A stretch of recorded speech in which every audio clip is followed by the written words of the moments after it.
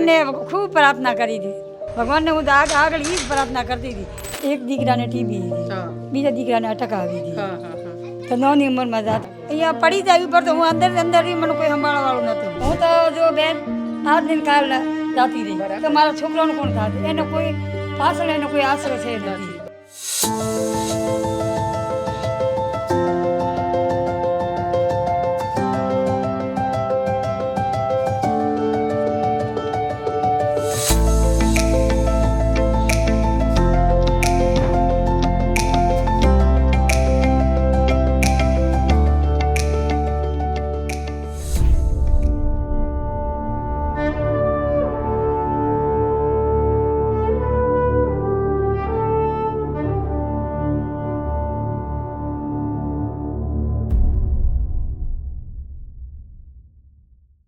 એક દાદી અને એના પોતરા પોતરીઓ એના ભણવા માટે એવી ભયંકર જહેમત ઉઠાવે.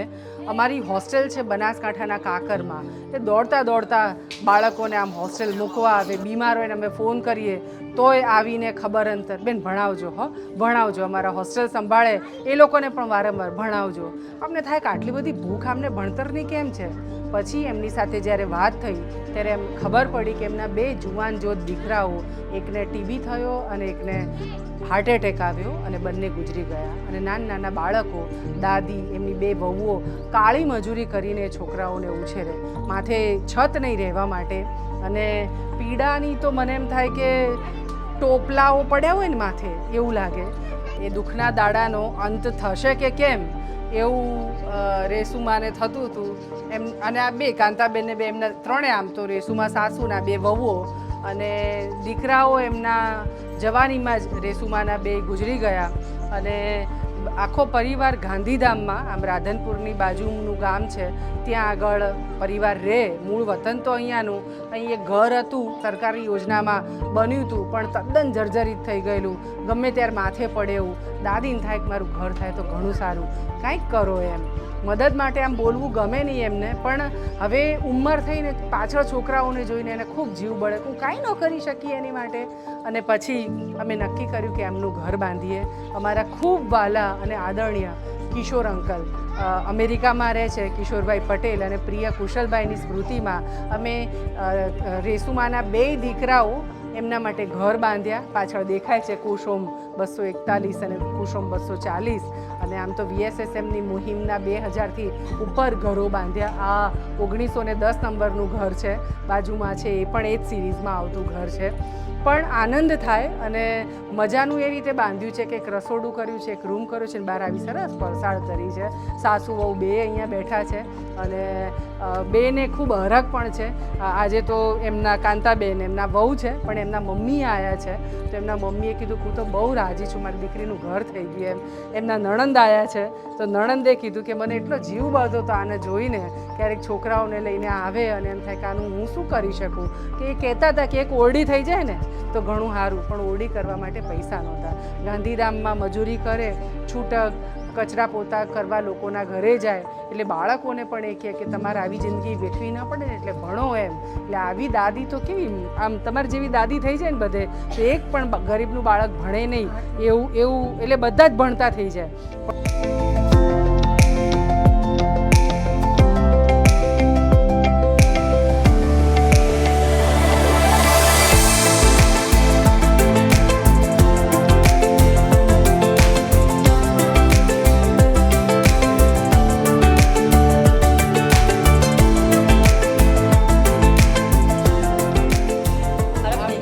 તરીકે એવું થતું હતું કે હું શું આપીને જાઉં. અમે તો એમ સમજાવો કે તમે મારા ને ભગવાન, તમે જ ભગવાન છો એટલે મારે એટલું બધું રહેવાળો તો છે.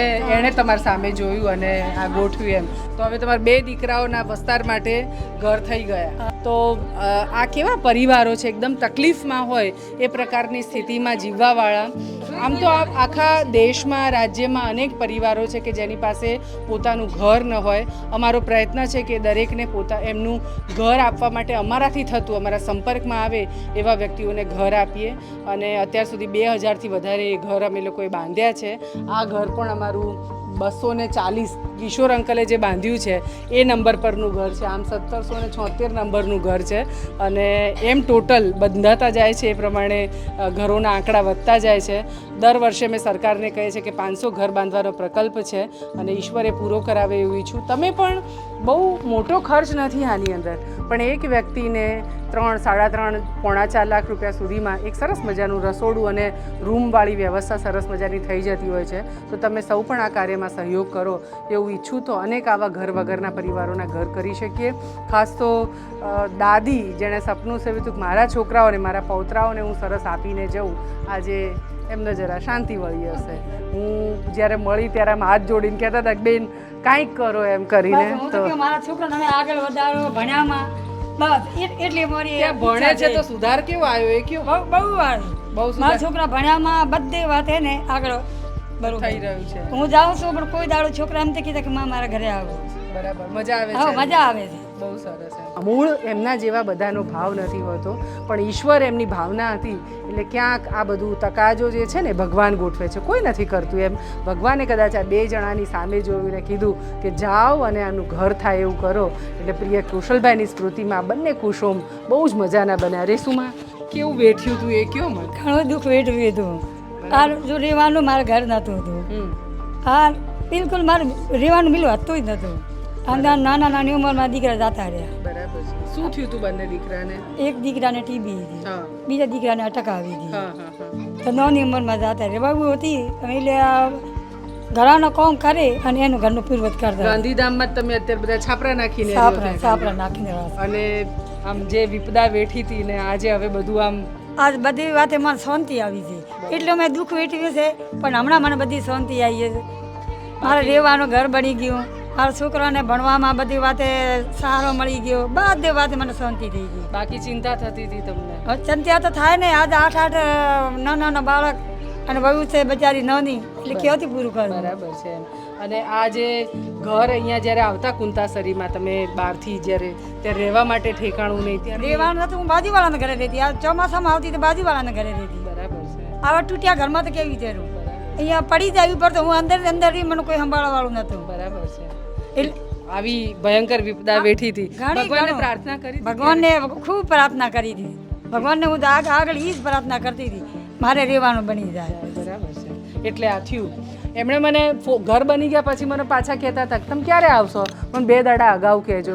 હું પૂછતી હતી કેમ 2 દાડા અગાઉ? તો કે મારા હગાવાલાને તેડાવા છે ને. જેમણે એમની ચિંતા હતી બધાને આજે એમણે તેડાવ્યા હતા. હું આવી તો સરસ નાનો માંડવો બાંધ્યો છે એટલે બધા દૂર દૂરથી એમના સગાવાલા અમદાવાદથી, ગાંધીધામથી, દીધામથી આવ્યા છે, રાધનપુરથી બધા આવ્યા અને આજે એમણે બધાને સરસ આમ પ્રસંગ જેવું થયું ને. એમના માટે તો પ્રસંગ જ. ઘર એ કંઈ નાની વાત નથી એમ. તમે સૌ પણ આવા ઘર વગરના પરિવારોના ઘર બાંધકામમાં નિમિત્ત બની શકો છો. 3.5, 4 લાખ રૂપિયા કંઈ બહુ મોટી રકમ નથી કે જેને કાઢી ન શકાય. 2 કે 3 મિત્રો ભેગા થઈને એમ થાય કે અમારે આજે અમારા બચ્ચાઓનો બર્થડે નથી કરવો, પણ ચાલો એક વ્યક્તિનું ઘર બાંધીએ. તો આવા એક પરિવારનું ઘર થઈ જાય તો કેટલું મોટું કામ થઈ જાય એમ. હવે રેસુમાને શાંતિ છે. બિલકુલ. મને એમ થાય કે આશીર્વાદ આપણા કુશલભાઈને પહોંચે, એની સ્મૃતિમાં બધું થઈ રહ્યું છે. બિલકુલ બિલકુલ. એટલે આ બસ એમની આવી આંતરડી ઠરે ને જે આશી બોલે ને એ બહુ મહત્વના છે. આશીર્વાદ કામ કરતા હોય છે. કિશોર અંકલ, હું તમારો આભાર કેવી રીતે માનું? મને એમ લાગે કે ગયા જન્મનું કંઈક આપણું હશે, લેણ દેણ હશે કોઈ પણ પ્રકારની, અથવા હું તમારી પોતાની હોઈશ એમ. અને એટલે જ કદાચ આ તમે છૂટા હાથે મને કીધું છે કે તારે બાંધવા હોય એટલા બાંધ એમ. તો આ એ નિમિત્તું બંધાયેલું. બસ કુશલભાઈ એમનો દિવંગત આત્મા જ્યાં પણ છે પણ એ ખૂબ રાજી થાય અને ઈશ્વરની કૃપા દ્રષ્ટિ એની ત્યાં પણ રહે એવી શુભ ભાવના વ્યક્ત કરું છું. અને બહુ જ ખરેખર એકદમ નીડી અને જરૂરિયાતવાળો પરિવાર છે જેનું ઘર બંધાયું છે. બહુ જ આભાર તમારો અને બાકીના સૌને મદદ માટે વિનંતી.